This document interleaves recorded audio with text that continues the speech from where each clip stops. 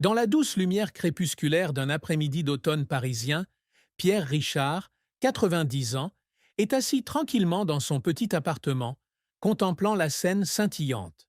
L'homme autrefois surnommé le roi de la comédie française, avec son sourire innocent et sa démarche maladroite à l'écran, porte désormais en lui une profonde tristesse, telle une douce mélodie qui ne s'arrête jamais. Né le 16 août 1934 à Valenciennes, en France, Pierre Richard a vécu une vie haute en couleurs, des jours difficiles d'une famille brisée à l'apogée de sa carrière et au secret qu'il a gardé pendant de nombreuses années. Bien qu'aimé par des millions de téléspectateurs, Pierre Richard porte encore des cicatrices irréparables, des douleurs que seuls ses proches peuvent en partie comprendre. La plus grande tristesse de la vie de Pierre Richard n'est pas un événement en particulier, mais le sentiment d'être perdu dans le monde qu'il a construit. Issu d'une famille bourgeoise de Valenciennes, Pierre Richard Maurice Charles Léopold Defay, son nom de naissance, a grandi sans père. Son père, Maurice Defay, industriel textile, quitta la famille avant la naissance de Pierre, laissant sa mère, Madeleine Paolassini, l'élever seule. Malgré l'amour et la protection de son grand-père, Argimiro Paolassini, un immigrant italien, Pierre ressentit toujours un vide profond. Il écrivit dans sa deuxième autobiographie « Je sais rien, mais je dirai tout » 2015, qu'il rêvait souvent d'un père qu'il n'avait jamais rencontré, et que ses rêves se terminaient toujours par un silence douloureux. Cette tristesse devint encore plus profonde lorsque Pierre entra dans le monde du spectacle. Malgré sa renommée d'acteur comique, il eut toujours le sentiment de ne pas être vraiment à sa place sous les feux de la rampe. Il a déclaré adorer ses rôles, mais détester que le public le considère parfois comme un clown et ne voit pas la vraie personne derrière eux. Des années de surveillance médiatique, les critiques le qualifiant d'humoriste unidimensionnel et la pression de maintenir une image joyeuse l'ont conduit à plusieurs reprises à la dépression. Mais ce qui le blesse le plus, c'est le sentiment de ne pas pouvoir pleinement communiquer avec ses deux fils, Olivier et Christophe Defay, en raison de ses années de carrière bien remplies. J'ai apporté du rire au monde, mais parfois je me demande si j'ai apporté suffisamment de bonheur aux gens que j'aime, a-t-il déclaré dans une rare interview en 2020. La carrière de Pierre Richard a été un long parcours, marqué par des échecs cuisants, mais aussi par une empreinte indélébile dans l'histoire du cinéma français. Dès les années 1950, Pierre découvre sa passion pour le métier d'acteur alors qu'il étudie à l'école Charles Dullin à Paris, malgré la pression familiale qui l'oblige à suivre une véritable formation, comme la kinésithérapie, pour plaire à sa grand-mère. Pour satisfaire les deux parties, il étudie le métier tout en jouant au théâtre, où il développe un style comique unique, alliant maladresse physique et charme caché. Ses apparitions dans les célèbres cabarets parisiens, où il écrit et interprète ses propres sketchs, constituent le tremplin de sa carrière cinématographique. En 1968, Pierre fait ses débuts officiels au cinéma avec un rôle dans Alexandre le Bienheureux d'Yves Robert. Mais sa véritable percée survient en 1970, lorsqu'il réalise et joue dans Le Distrait, une comédie sur un agent publicitaire maladroit, mais attachant. Le film remporte un immense succès, propulsant Pierre Richard au rang de star. Suivent Les Malheurs d'Alfred, 1972, et Je ne sais rien, mais je dirai tout, 1973, qu'il écrit, réalise et dans lesquels il joue. Ces films connaissent non seulement un succès commercial, mais reflètent également l'esprit de résistance de l'après-mai 68, se moquant des valeurs sociales rigides. Ses collaborations avec le réalisateur Yves Robert et le scénariste Francis Weber propulsent Pierre Richard au sommet de sa carrière.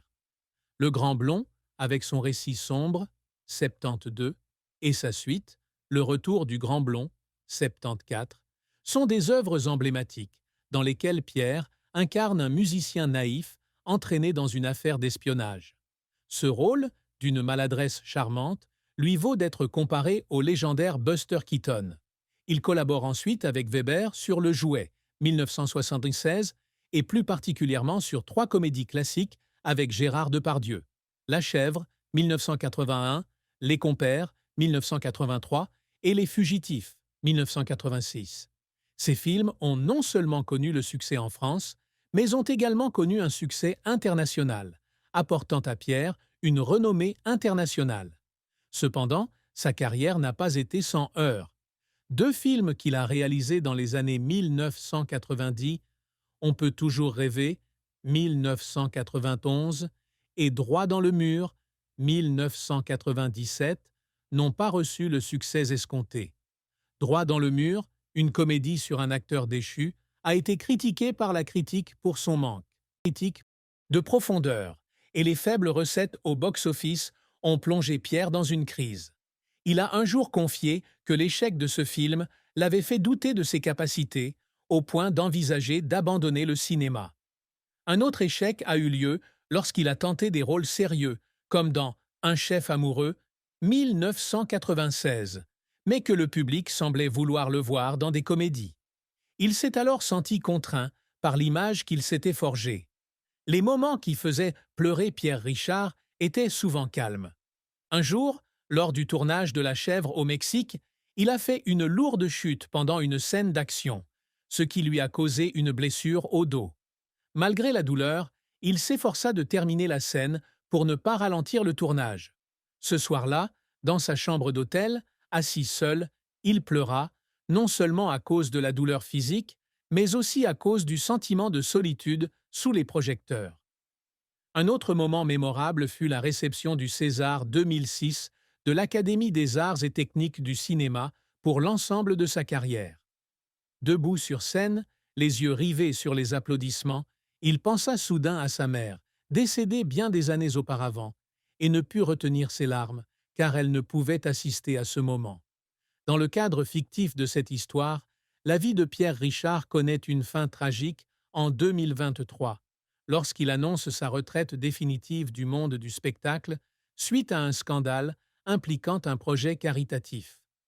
Pierre était le fondateur et mécène de l'association Chendukwa ici et ailleurs, qui soutient le peuple Kogi en Colombie, et de l'association As-Sofrani, qui construit des puits d'eau au Niger. Cependant, un faux article d'un tabloïd a affirmé qu'une partie des fonds de l'association avait été détournée, sans aucune preuve concrète. Bien que Pierre ait fait preuve de transparence sur ses finances et ait été acquitté par le tribunal, l'incident a terni sa réputation. Le public, qu'il avait autrefois considéré comme un symbole de sincérité, a commencé à remettre en question sa personnalité.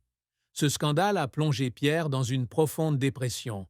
Il a fermé son appartement à Paris, refusé toute interview et évité de voir ses amis. Il a un jour confié à son fils Olivier qu'il avait l'impression que le monde lui avait tourné le dos, alors qu'il avait passé sa vie à apporter la joie. Cette triste fin n'était pas une perte de gloire, mais une perte de foi en la bonté humaine, une valeur chère à Pierre. Il s'est retiré dans une vie de reclus, ne communiquant qu'avec sa famille et quelques amis proches, laissant un grand vide dans le cœur de ses fans.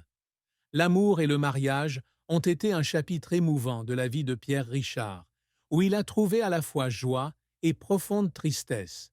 Il a épousé Céla Lacerda, une danseuse brésilienne, dans les années 1990. Ils se sont rencontrés lors d'un spectacle de samba à Paris. Pierre était attiré par son énergie et sa liberté, deux qualités qui lui manquaient dans sa vie marquée par la célébrité. Leur mariage a offert à Pierre un refuge où il pouvait être lui-même sans jouer la comédie. Céla était souvent vue avec lui lors d'événements, et ensemble, ils ont construit une vie simple, partageant une passion pour l'art et la charité. Cependant, leur mariage n'a pas toujours été facile. Pierre a admis que son emploi du temps chargé, surtout dans les années 1980, alors qu'il tournait constamment avec Gérard Depardieu, l'empêchait de passer beaucoup de temps avec Céla. Il y eut des périodes où ils vécurent séparés pendant des mois, ce qui provoqua des malentendus et des disputes. Un jour, après avoir terminé Les Fugitifs, Pierre rentra chez lui et découvrit que Céla était partie quelques jours pour réfléchir à leur relation. La lettre qu'elle laissa derrière elle, lui disant qu'elle avait l'impression de vivre avec l'ombre de Pierre, plutôt qu'avec lui brisa le cœur. Ils finirent par se réconcilier, mais Pierre se sentit toujours coupable de ne pas avoir fait assez pour préserver leur mariage. Avant cela, Pierre avait eu d'autres relations, mais il les rendait rarement publiques.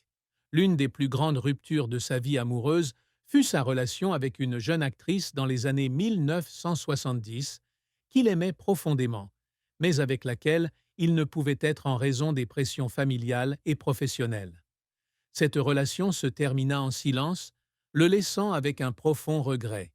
Il a un jour déclaré qu'il n'était pas doué pour exprimer ses sentiments, ce qui lui a souvent fait perdre des êtres chers. Bien qu'il ait aujourd'hui trouvé la paix avec Céla, la tristesse de ce qu'il a perdu est toujours présente, telle une douce mélodie dans son cœur. Le plus grand secret que Pierre Richard a gardé caché toute sa vie était une maladie mentale dont il souffrait depuis les années 1980, un trouble anxieux. Malgré son sourire éclatant à l'écran, Pierre souffrait souvent de crises de panique, surtout avant des représentations ou des tours.